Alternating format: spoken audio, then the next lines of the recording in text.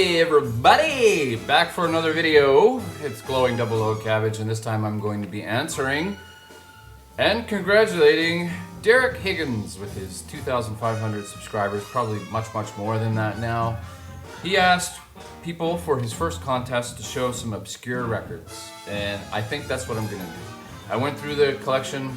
Many of these I have shown before, but nonetheless, a lot of you haven't seen them, so I'm going to try and show them. And so in the background, we're listening to the one and only vinyl community member, Anders, in Stockholm. His band, where he plays guitar in, this is a band called Phono, and that's what we're listening to in the background.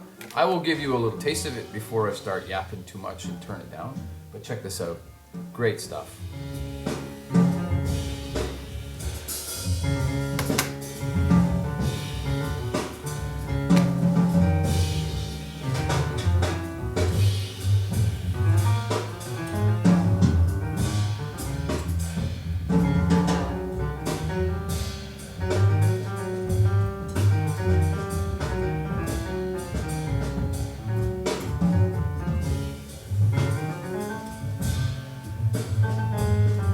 There's a track called Swing and Swatch.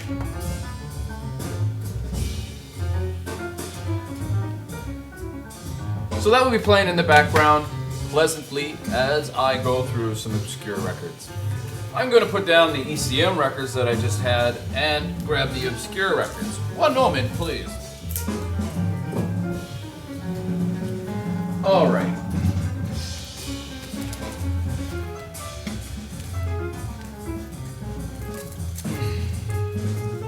Okay, we're gonna start probably one of my most obscure records that I picked up, ironically as all hell, for $1 at Second Spin a while back. I only found out it was obscure after I brought it home. I will turn this down a little bit more.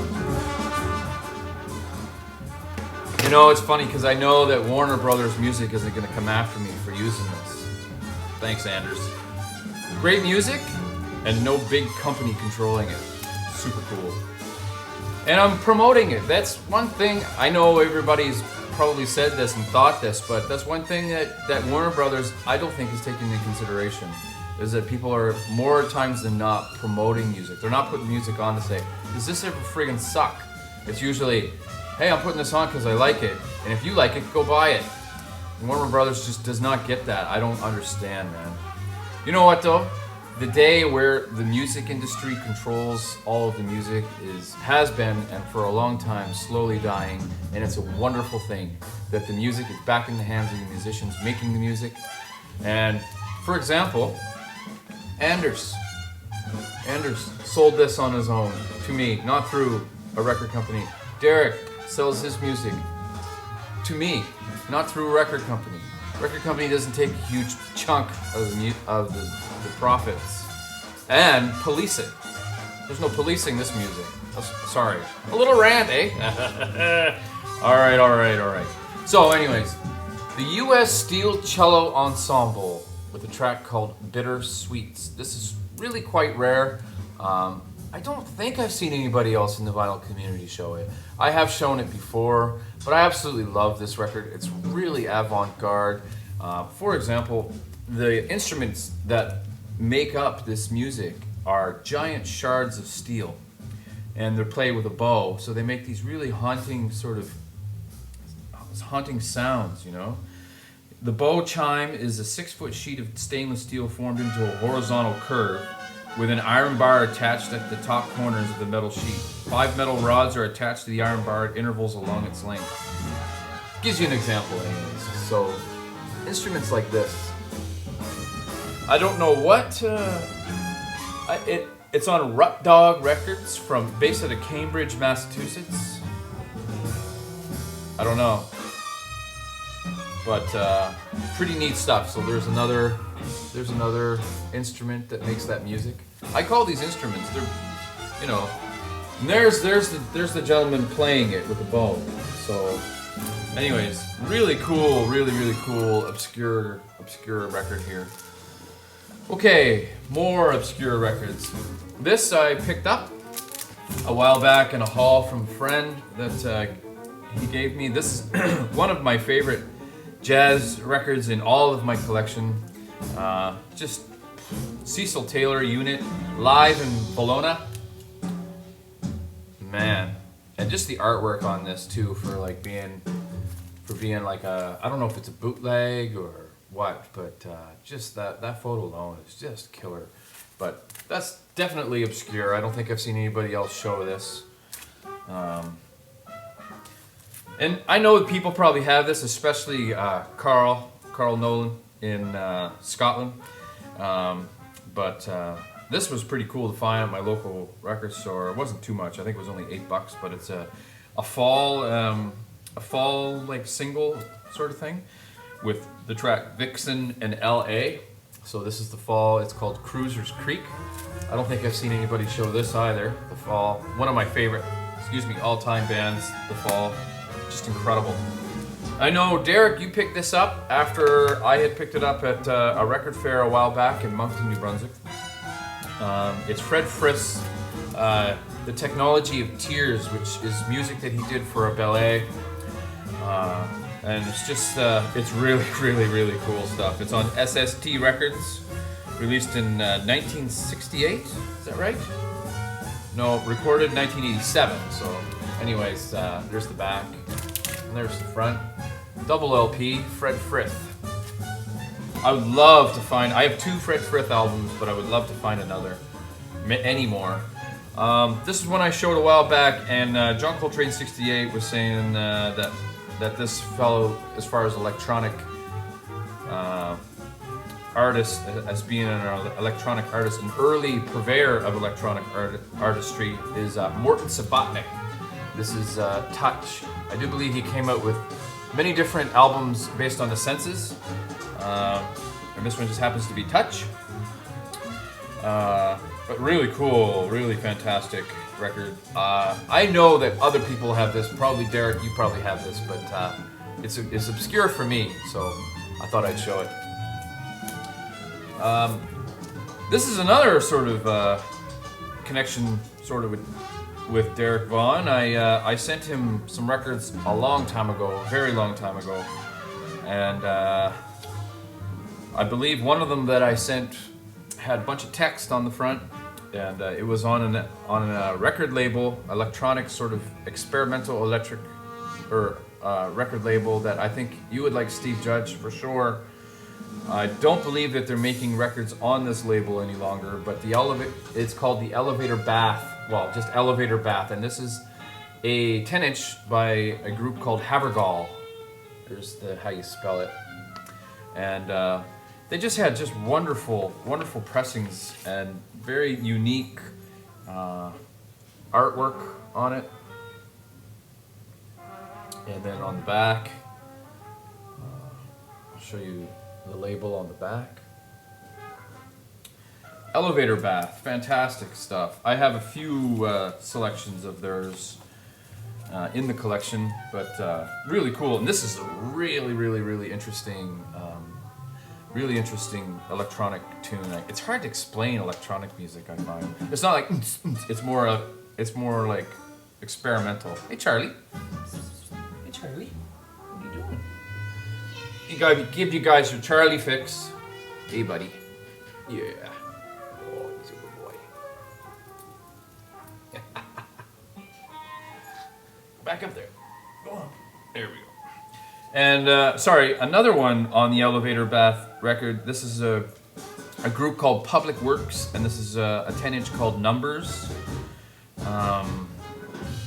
Public Works are Ralph Johnson and Lloyd Dunn. So this is more, it's an extension of the Tape Beatles project, released in 2001.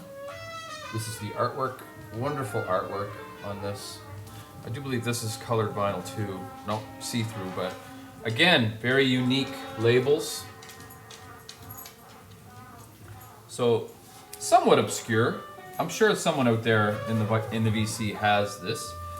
This one's definitely obscure and quite expensive. I looked it up on eBay when I got it, and I do believe it was going for like $100. But this is sort of prog music. What really prompted me to pick it up was, it'd be interesting to know, oh, sorry, I'm all over the place. What got me to pick it up was the artwork. You can just see the artwork. It's hard to really appreciate it unless you can see it with your own eyes, but this is music from, you know, Romania. Yeah, and it's got stuff written in it. People translated the names of the songs, but the name of the album is Canto Fabul, which means Canto Fables. And so anyways, this is the front. Just incredible stuff. Music is fantastic too. Not as not as fantastic as I expected it to be, but it's pretty good nonetheless. So here's the names of the songs translated. There it does say right down here, made in Romania. I do believe I think I paid like $3 or $4 for this. There's a record store in town where the guy carries records, but mostly what he focuses on is country music. And but he'll get in, so it's on the Electric Chord label. But he gets in records of all kinds, and he just prices them whatever he thinks, you know. So, anyways, Phoenix.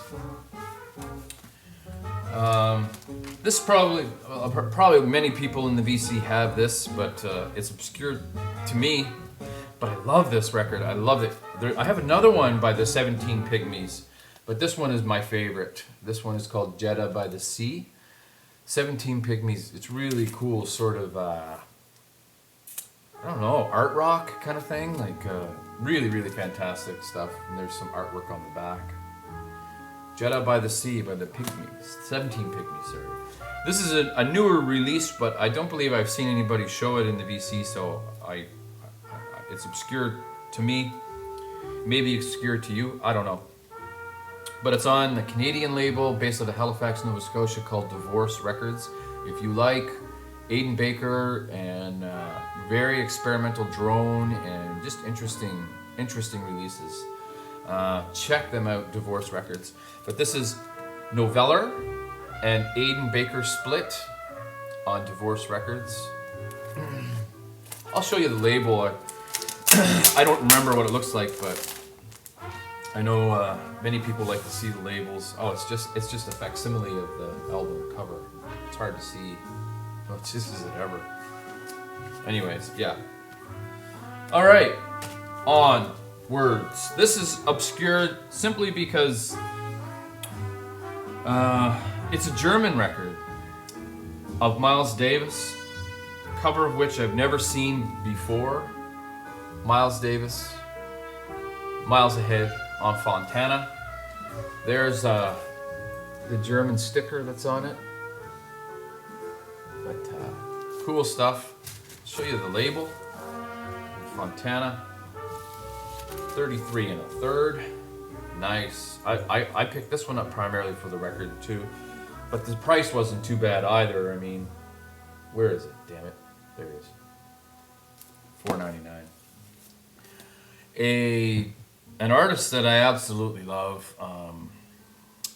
This is Elephant Micah, a wonderful folk musician who has like a very syrupy voice, and he can play the guitar really well. And I just love his approach to very sparse folk music.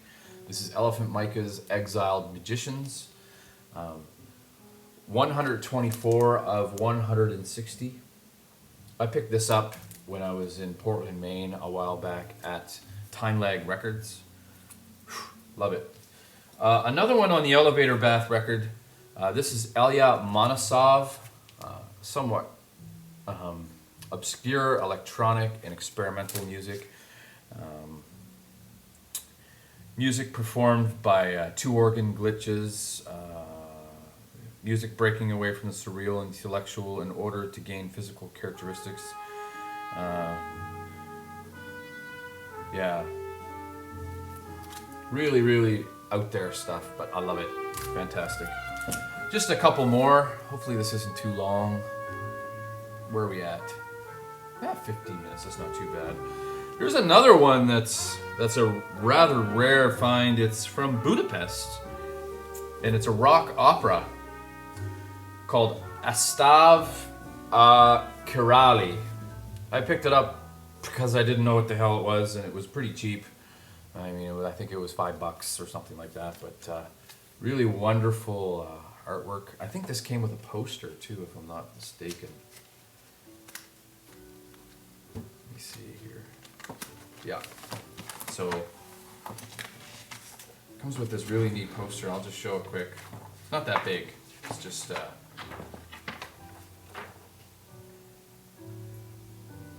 wonderful.